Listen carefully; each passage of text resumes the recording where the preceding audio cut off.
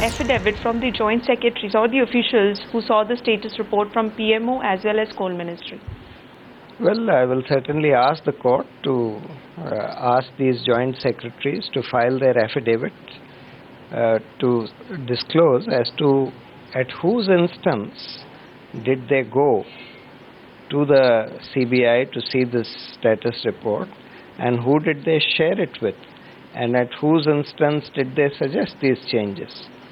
So therefore, there should be a more complete disclosure.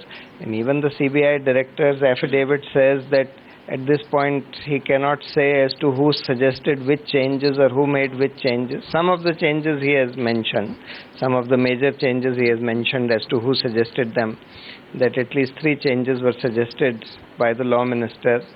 He does not say what are the changes suggested by the Attorney General.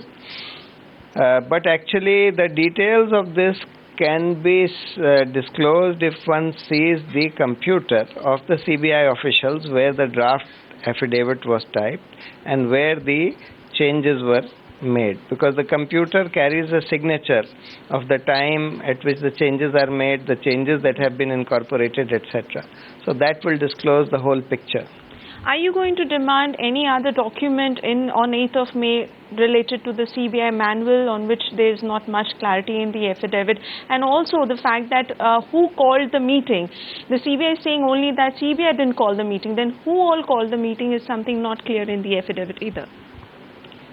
Well, the letter of the Additional Solicitor General says that the Attorney General called the meeting. The CBI's affidavit says that the Law Minister called the meeting. So there is not much clarity about who really called this meeting.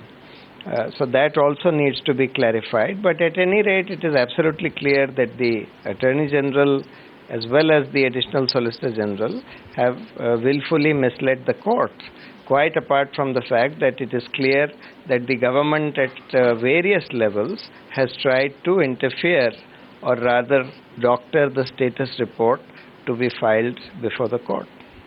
Thank you, sir.